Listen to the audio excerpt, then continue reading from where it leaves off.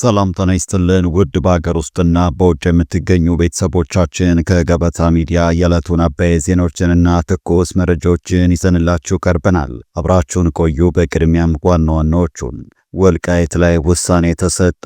የኢትዮጵያ ብሔራዊ ምርጫ ቦርድ በአማራና በትግራይ ክልሎች ይገባኛል ጥያቄ የሚነሳባቸውን አካባቢዎች በተመለከተ የተሰጠን ውሳኔ ባወጣው መግለጫ አስታውቋል። በዚህም የሁመራ፣ የአዲረመጽ፣ የኮረም፣ ኦፍላም፣ የጠለምትና የራያ አላማጣ ምርጫ ክልሎች ከትግራይ ክልላዊ መንግስት ውጭ ሆነው ለብቻቸው በቀጥታ ለሕዝብ ተወካዮች ምክር ቤት ምርጫ እንዲደረግ ምክር ቤቱ መወሰኑን ለቦርዱ አሳውቋል። አነጋጋሪውን ውሳኔ ታደምጡታላችሁ።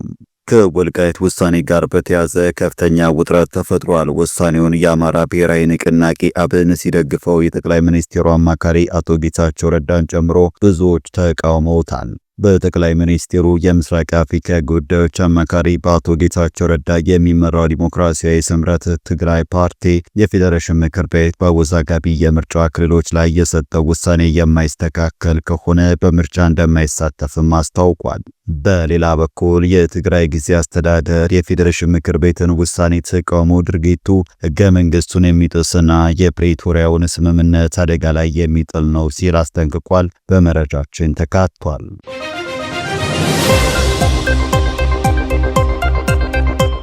ቻናሉን ሰብስክራይብ፣ ቪዲዮ ላይክ በማድረግ እስከ ፍጻሜው አብራችሁ እንድትቆዩም በአክብሮት እንጠይቃለን። ወደ ቀዳሚ ጉዳያችን እናመራለን። ወልቃይት ላይ ውሳኔ ተሰጠም።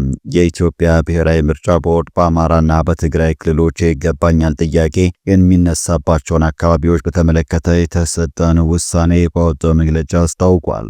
ቦርዱ በሰባተኛው ጠቅላላ ምርጫ የጊዜ ሰሌዳ ላይ በተመለከተው መሰረት ጥር 2 ቀን 2018 የመራጮች ምዝገባ ለማካሄድ እየተዘጋጀባቸው ያሉትን ምርጫ ክልሎችና ምርጫ ጣቢያዎች ዝርዝር ለሕዝብ ይፋ ማድረጉን አስታውቋል። ይህንኑ ቦርዱ ያወጣውን የምርጫ ክልሎችና ጣቢያዎች ዝርዝርን ተከትሎ ጥር 5 ቀን 2018 የፌዴሬሽን ምክር ቤት ለቦርዱ በጻፈው ደብዳቤ በትግራይና በአማራ ክልላዊ መንግስት መካከል አከራካሪ ሆነው የቆዩት የአምስት ምርጫ ክልሎች ይገባኛል ጥያቄው እስከሚፈታ ድረስ ውሳኔ አሳልፈዋል።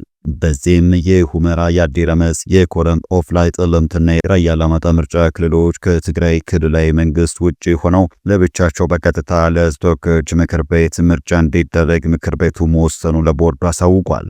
የክልል ምክር ቤት ምርጫው በአካባቢዎች ላይ የተነሳው የይገባኛል ውዝግብ በሕገ መንግስት ውሳኔ ሲፈታ አመቺ ጊዜ ተመርጦ ወደፊት እንዲካሄድ መወሰኑን እንዲሆን ምክር ቤቱ አሳውቋል። በመሆኑም ቦርዱ በፌዴሬሽን ምክር ቤት ውሳኔ መሰረት የሰባተኛውን ጠቅላላ ምርጫ ከላይ በተጠቀሰው አግባብ ለመፈጸም የሚያስችለውን ሕግና ስርዓት በመጠበቅ ተግባራዊ የሚያደርግ መሆኑን አሳውቋል። በወልቃይት ላይ የተወሰነ ውሳኔም ከፍተኛ ውጥረት ፈጥሯል። ጉዳዩ ከዚያም ድጋፍና ተቃውሞን እያስተናገደ ነው። አብን ለውሳኔው ያለውን አድናቆት ከገለጹት መካከል ነው። ፓርቲው ባደረገው የአስፈጻሚ ኮሚቴ አስቸኳይ ስብሰባ ምርጫ ቦርድ ያስተላለፈውን ውሳኔ ከፕሪቶሪያ ስምምነት መንፈስ አንጻር እናከብረዋለን ብለዋል። ምንም እንኳን ፓርቲው ውሳኔውን ቢቀበልም በአከራካሪ ቦታዎቹ ላይ የክልል ምክር ቤት ምርጫ አይካሄድም መባሉን እንደሚቃወም አመላክቷል። ህዝባችን ለክልሉ ምክር ቤት ጭምር የመምረጥ መብቱ ሊከበርለት ይገባል። ፓርቲው አክሎም ይህ ሂደት ዘላቂ መፍትሄ እስኪያገኝ ድረስ ህዝባችን በባህል፣ በስነ ልቦናና በማንነት ከሚመስለው ከአማራ ክልል ምክር ቤት ጋር የሚወከልበት ልዩ ፖለቲካዊ ውሳኔ እንዲተገበር እንጠይቃለን ሲል በመግለጫው አትቷል።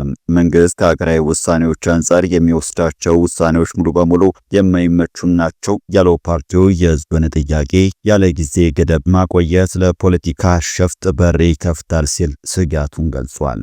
ችግር ፈጣሪዎች የሚደመጡበት፣ የህዝብ ድምጽ የሚታነቅበት ሁኔታ ከእንግዲህ እንዲቀጥል አንፈቅድም ሲል በመግለጫውም አመልክቷል።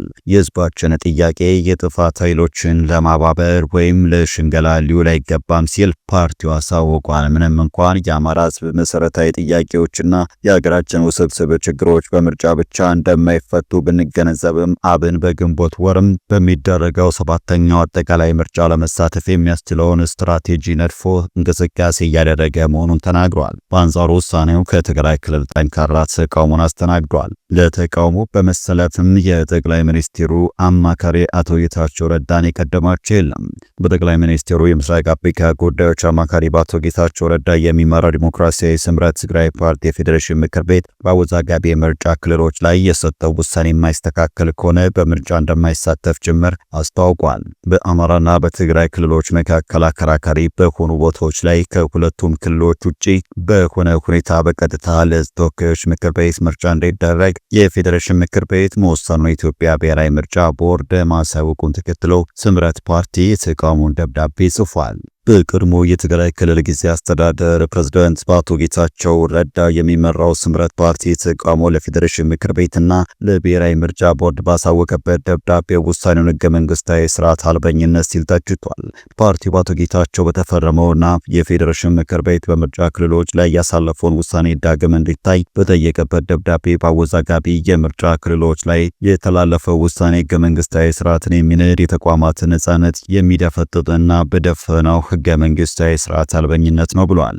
አክሎም ይህ የፌዴሬሽን ምክር ቤት ውሳኔ ተቋሙ በሌላው ሕገ መንግስታዊ ውክልና ላይ የተመሰረተ ነው በማለት የፌዴራል ስርዓቱ በጠራራ ፀሐይ እየተገዘገዘ መሆኑን ያሳያል ብሏል።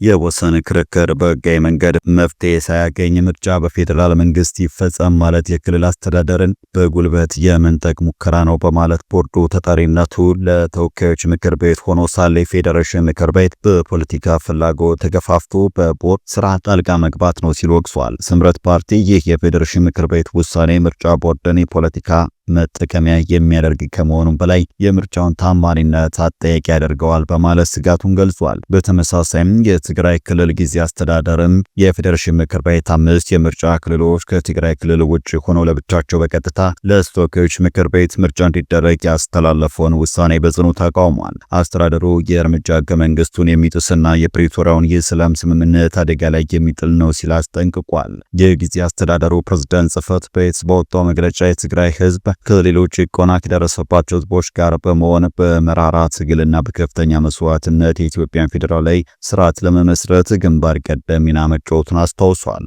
ይህም ሁሉንም ዜጎች በእኩልነት የሚያገለግል ሕገ መንግስታዊ ስርዓትና አዲስ ፌዴራላዊ ዲሞክራሲያዊ ስርዓት እንዲፈጠር ማድረግን ገልጿል። ይሁን እንጂ ሕገ መንግስቱ በተደጋጋሚ እንደተጣሰ የጠቀሰው አስተዳደሩ በህዝባችን ላይ ከተፈጸሙት ሊገለጹ የማይችሉ ግፎችና የዘር ማጥፋት ድርጊቶች ባሻገር አሁን ደግሞ ሕገ መንግስቱንም ሆነ የፕሪቶሪያውን ስምምነት በግልጽ የሚጻረር አዲስ ውሳኔ ተላልፏል ብለዋል። መግለጫው አክሎም ውሳኔው በዓለም አቀፍ ደረጃ እውቅና የተሰጣቸውን የትግራይ ሕገ መንግስታዊ ድንበሮች በቀጥታ አደጋ ላይ የሚጥል ነው ሲል ከሷል። ጊዜ አስተዳደሩ ይህንን ውሳኔ በጽኑ እንደሚያወግዝ ገልጾ ውሳኔው የትግራይ ህዝብ ውክልናና ድምጽ በሌለበት ምክር ቤት የጸደቀ ነው ብሏል። ድርጊቱ ከባድና ዘርፈ ብዙ መዘዞች እንደሚኖሩት ያስጠነቀቀው መግለጫው መንግስት ይህንን አደገኛ መንገድ በአስቸኳይ እንዲያጤነውና ውሳኔውን እንዲያስተካክልም ጠይቋል። በፓርቲዎችና በጊዜ አስተዳደሩ ከሚሰጡ መግለጫው በተጨማሪ በተናጠል ብዙ ሀሳቦች እየተሰነዘሩ ይገኛሉ። በዚህም ወልቃይትን አስመልክቶ የተሰጠው ውሳኔ አደገኛና ኃላፊነት የጎደለ ውሳኔ ነው ሲሉ ወይዘሮ ኬሪያ ኢብራሂም ተናግረዋል። የቀድሞም የፌዴሬሽን ምክር ቤት አፈ ጉባኤና አሁን የስምረት ፓርቲ አመራር የሆኑት ወይዘሮ ኬሪያ ኢብራሂም በምርጫ ቦርድ ውሳኔ ላይ አስተያየትም ሰጥተዋል። ወይዘሮ ኬሪያ ላዛ ትግረኛ ለተሰኘው ሚዲያ በላኩት መልእክት የፌዴሬሽን ምክር ቤት ወስኗል በሚል ምርጫ ቦርድ ይፋ ያደረገውን እርምጃ ኮንነዋል። በመልእክታቸውም በፌዴሬሽን ምክር ቤት የተላለፈው ውሳኔ በጣም አሳዛኝና አደገኛ ነው ያሉት ወይዘሮ ኬሪያ ጨምሮም ውሳኔው ኃላፊነት የጎደለውና አግባብነት የሌለው በማለትም ገልጸውታል። በዚሁ መልእክታቸው ውሳኔውን የፕሪቶሪያን ስምምነት የሚጥስና ሕገ መንግስቱን የሚንድ መሆኑን መግለጻቸውን ሚዲያው አስነብቧል። በተመሳሳይ የቀድሞ የህወሓት አመራርና አሁን የስምረት ፓርቲ ሊቀመንበር አቶ ጌታቸው ረዳ በፓርቲያቸው በኩል ካወጡት መግለጫ በተጨማሪ ውሳኔ ሀገራችን ሰላም ከማወክ ውጭም ሌላ ትርጉም አለው ብዬ አላስብም በማለት በግል የማህበራዊ ገጻቸው መልእክት አስተላልፈዋል። እነዚህ ተቃውሞና ድጋፎች ከሰሞኑ በቀጠናው ሲደረጉ ከነበሩት ወታደራዊ እንቅስቃሴ ጋር ተዳምሮ ጦርነት እንዳይጀመር ከፍተኛ ስጋትን ደቅኗል። በመጨረሻ በቤንሻንጉል ጉሙዝ ክልል መተከል ዞን ቡለን ወረዳ ውስጥ የኦሮሞ ነጻነት ሰራዊት ታጣቂዎች እንቅስቃሴ መጨመሩና በነዋሪዎች ላይ ስጋት እየፈጠሩ መሆኑን የደረሰን መረጃ ያመለክታል። የቡለን ወረዳ ነዋሪዎች ለዛ በሻ እንዳስታወቁት የታጣቂ ቡድኑ አባላት በሞራ ቀበሌ ዳሃን በተባለ ጎጥ ውስጥ በግልጽ ሲንቀሳቀሱ ይታያሉ። በተጨማሪም በማጣ ቀበሌም ብልቃንዴ በተባለው ስፍራ ታጣቂዎቹ በብዛት ሰፍረው እንደሚገኙ ተመላክቷል። ይህ በወረዳው የተለያዩ ቀበሌዎች የታየው ሰፊ ስርጭት የአካባቢውን ሰላምና ጸጥታ አደጋ ላይ የጣለ መሆኑን ነዋሪዎች በምሬት ይናገራሉ። ታጣቂዎቹ ከአካባቢው ነዋሪዎች ላይ ሰዎችን እያገቱ መሆኑን ተገልጿል።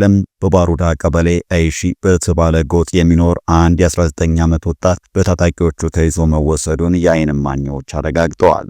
የታጋቹ ወጣት ዕጣ ፈንታ እስካሁን ያልታወቀ ሲሆን ድርጊቱ በወላጆችና በወጣቶች ዘንድ ከፍተኛ ድንጋጤን ፈጥሯል። መተከል ዞን ባለፉት ዓመታት በተደጋጋሚ የጸጥታ ችግር የሚታይበት ቀጠና መሆኑ ይታወቃል። አሁን ላይ ታጣቂዎቹ በወረዳው ከተሞችና ገጠር ቀበሌዎች በነጻነት መንቀሳቀስ ነዋሪዎች ዕለት ተዕለት ስራዎቻቸውን ለማከናወን በሰላም ለመኖር እንዳይችሉ አድርጓቸዋል። መንግስት በአካባቢው ያለውን የጸጥታ መዋቅር በማጠናከር የዜጎችን ደህንነት እንዲያስከብር ነዋሪዎች ጥሪያቸውን እያቀረቡ ይገኛሉ። ወደ ተመልካቾቻችን ለዛሬ ያዘጋጀንላችሁ አበይት ዜናዎች እነዚህ ነበሩ። ገበታ ሚዲያን ሰብስክራይብ በማድረግ ቤተሰብ ይሁኑ። ጤና ይስጥልን።